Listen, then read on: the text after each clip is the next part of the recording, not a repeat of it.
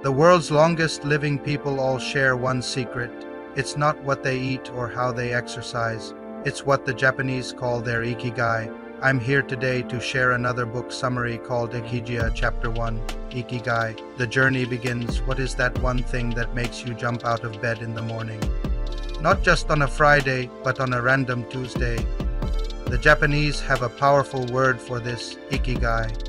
It's the magical intersection of what you love, what you are good at, what the world needs, and what you can be paid for. This isn't just a Venn diagram. It's your personal compass to a life of purpose, vitality, and profound satisfaction. This chapter is the starting pistol for your journey.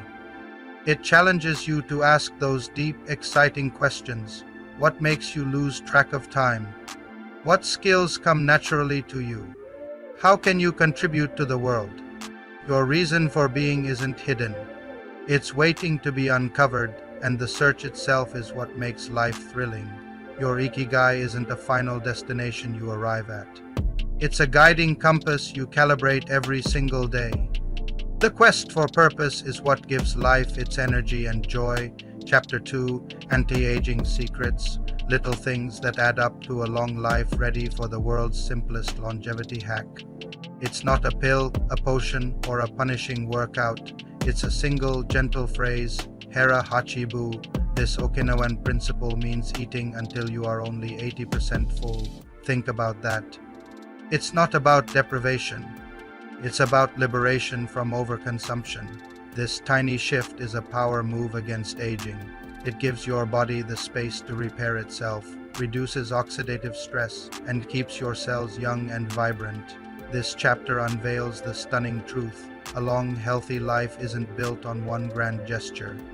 It's crafted in 1,000 tiny moments, the choice to take the stairs, to drink green tea, to stop eating just before you're completely full. These micro actions compound into decades of extra life. The secret to living longer isn't complicated. It's consistent, what we learn. Longevity is the ultimate compound interest.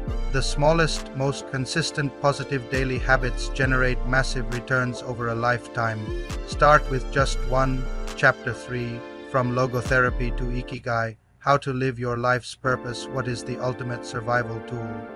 It's not strength nor luck. Viktor Frankl, a Holocaust survivor, discovered it was meaning. He found that those who could find a purpose to their suffering were the ones most likely to survive the horror of the camps. He called this profound realization logotherapy. This chapter makes a breathtaking connection. Ikigai is the Japanese embodiment of this exact same power. Your purpose is your psychological armor. It's the resilient core that allows you to bend instead of break when life's storms hit. When you have a powerful why, a reason to get up, to continue to fight, you can withstand almost anyhow. This isn't just philosophy. It's the proven science of resilience. Finding your Ikigai isn't about self-improvement. It's about building an unshakable foundation for your entire life.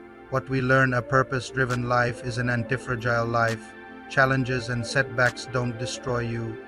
They become the very things that strengthen your resolve and deepen your meaning.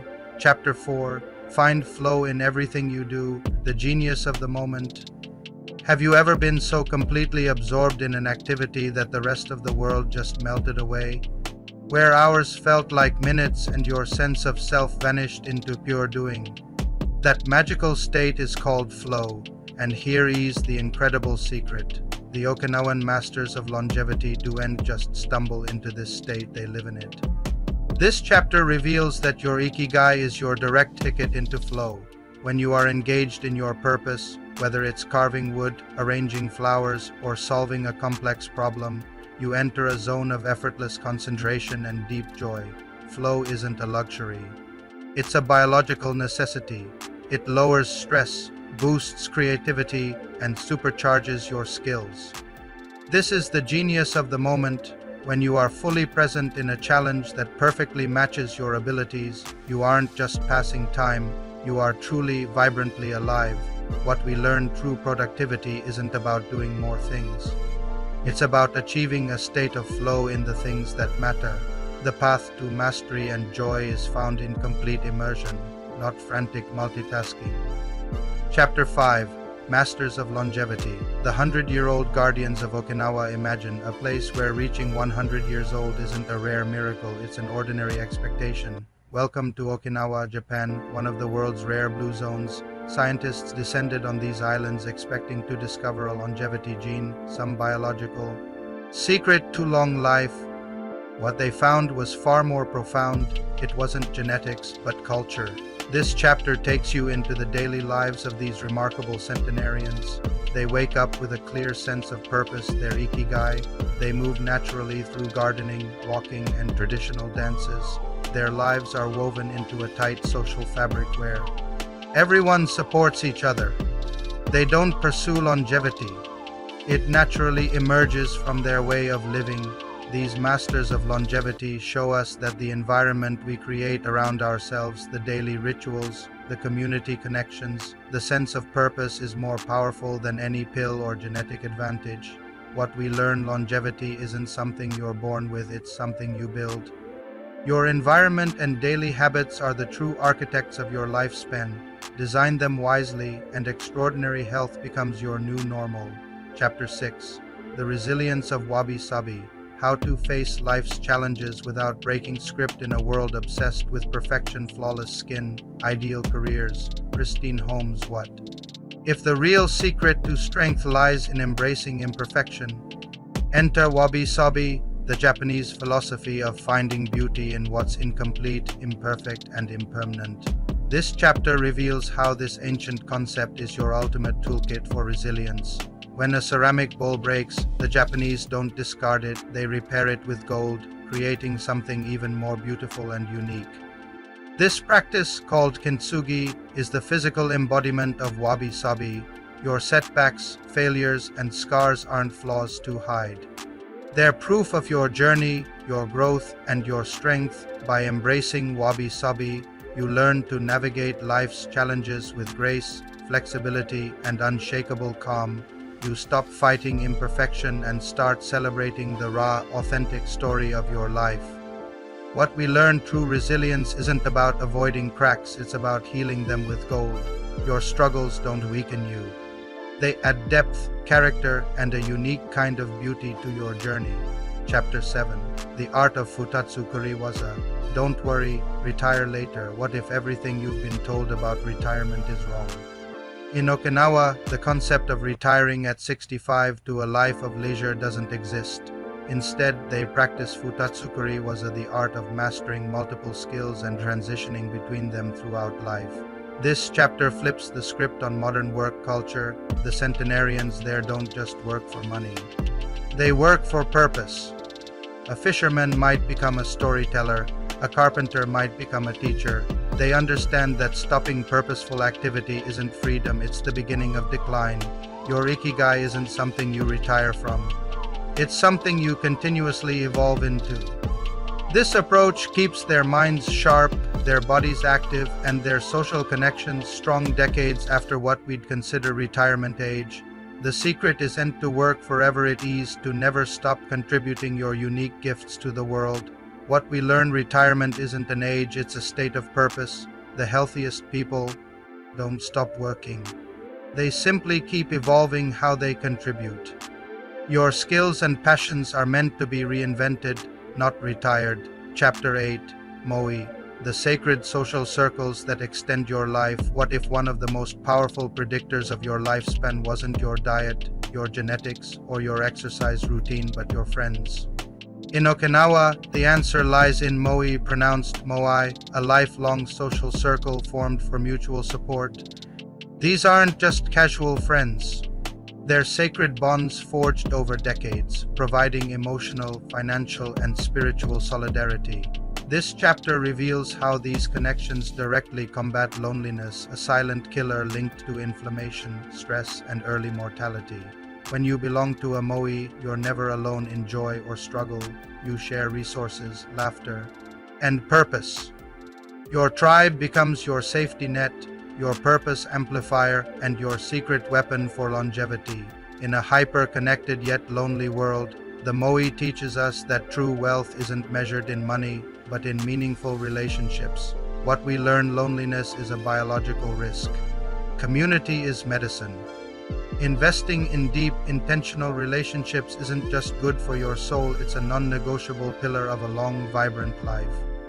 Chapter 9: Eating to Live. The nutritional secrets of the centenarians. Forget calorie counting and restrictive fad diets.